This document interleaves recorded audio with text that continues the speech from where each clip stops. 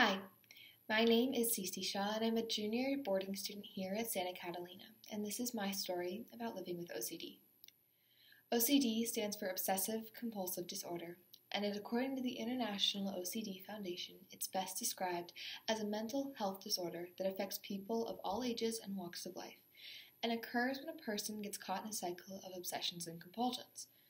Obsessions are unwanted, intrusive thoughts, images, or urges that trigger intensely distressing feelings. Compulsions are behaviors that an individual engages in order to attempt to get rid of these obsessions and or feelings. If you take only one thing from today's talk, realize that OCD is not an adjective. No one is a little OCD. You're not OCD if you like to organize things or you like things perfect. You're not OCD if you like things neat. If your brain is constantly overrun with irrational and intrusive thoughts and obsessions which are only alleviated by counting the number of paper towels you use or brushing your teeth in a specific order every day, and if you don't, you feel like your heart is being twisted in circles, then you may have OCD. I experienced these feelings every day during freshman year. It was awful. I made stick squares and rock piles that I had to finish before I'd end a call with my parents. I washed my hands almost 240 times a day, compared to the 15 you may be supposed to. I washed my shoes and my hair ties so I could wear them again, and I had no idea why I did these things. And I was really scared. I didn't want to admit anything was wrong with me. Why would I? I didn't feel like starting in a new school introducing myself by saying, "Hi, my name is Cece, and I have a bunch of stuff going on in my head that's really scary." No one wants to start high school like that. I was trying so hard to have a new start, and I feared that talking about my issues would just drive people away. I was working hard for my friendships. I didn't want to waste it. So I put on a smile and I walked around school faking it until I made it. Or in my case, didn't make it. According to my parents and Miss Snowden, it was about 8 weeks into school when Miss Snowden suggested that I get tested for OCD. And to no one's surprise, I was diagnosed with anxiety and OCD. There are people sitting here right now who remember the time period right before and after I got diagnosed. That's because they remember the scratches on my hands and legs from me desperately trying to relieve the pain and suffering that was going on. They remember the clumps of hair that I had pulled out, trying to stop the panic and anxiety and constant pounding of the thoughts. And now what on earth could cause these obsessions? What was going on in my brain? What was causing the compulsions? Well, for me, horrific scenes of the worst things imaginable constantly rack my brain, seeming so real and vivid, and that's the problem right there. It's the realness of the thoughts that causes the problem. That's because my brain is always on high alert. Think back to the times of the cavemen. There was always one watchdog who would be alert for danger while the other slept. Well, each brain has a figurative watchdog. It's our defense mechanism. When you have OCD, however, this watchdog never, ever takes a break. My watchdog, who I named Ozzy, watches for danger every moment of every day and never gets a day or even a minute off. If Ozzy senses even the slightest possibility of danger, he alerts my brain, and my brain reacts by demanding the compulsions. These compulsions are performed to try and relieve the anxiety that's caused by the intrusive thoughts, and it's only once I've completed the compulsions that my brain releases the serotonin I need in order to make me feel safe. For me in particular, I spent hours in the bathroom washing my hands, counting how many times I use soap and towels. A lot of people with counting OCD, the particular type of OCD I have a specific number they need to get to.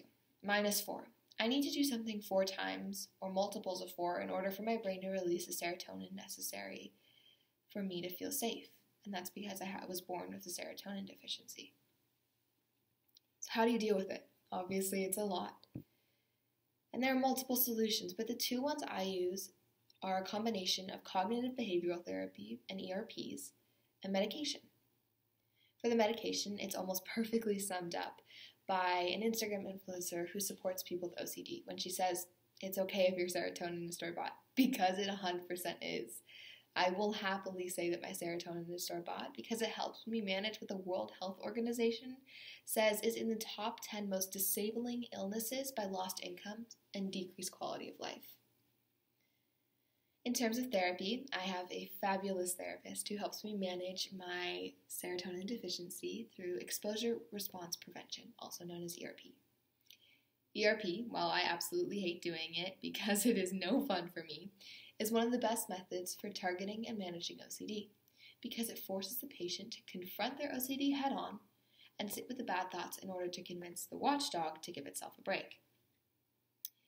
Now, both of these methods that I previously mentioned are designed to reduce the compulsions, not to cure them. Unfortunately, there is no cure to OCD. It's a lifelong disease that's best compared to the world's longest roller coaster. You have your ups and you have your downs. Freshman year in particular started on a down, and then it got better right before we left for quarantine.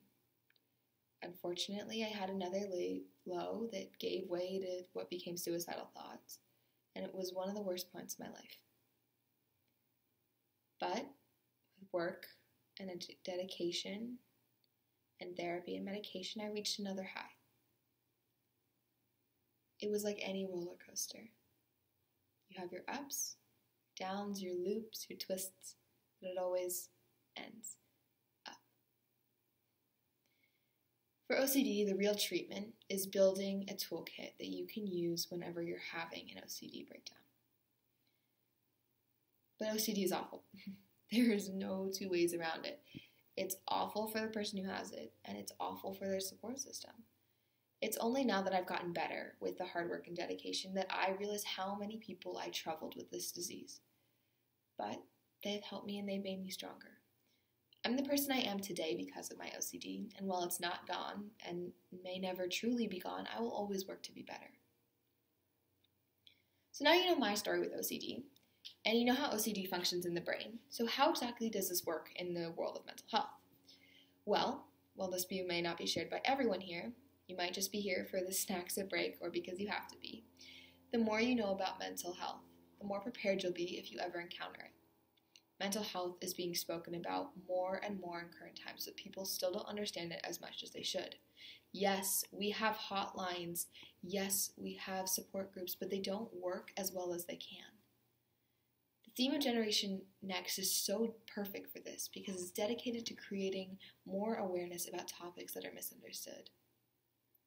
And we know that they're misunderstood because people are still embarrassed. So this is where you come in. Small changes can help. You know a bit more about what OCD is, and you can use that information. Try and see people who have mental illnesses and OCD through a more compassionate and less judgmental lens. Over 40 million adults in the U.S. alone, approximately 19% of the population in the U.S. have an anxiety disorder. Meanwhile, approximately 7% of children ages 13 to 17 experience issues with anxiety every year, and most people develop symptoms before the age of 21. That's our generation right now.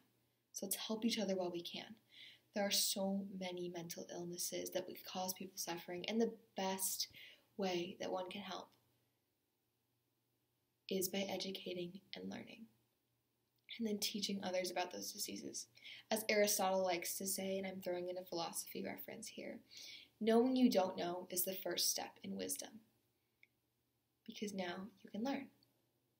I told you what you didn't know, and then I told you what is correct. I told you that mental health needs to be spoken more and more. So now you can teach others. Now you can be more compassionate and teach others to be more compassionate. This is our time and it's our generation, and it's a problem we have to face.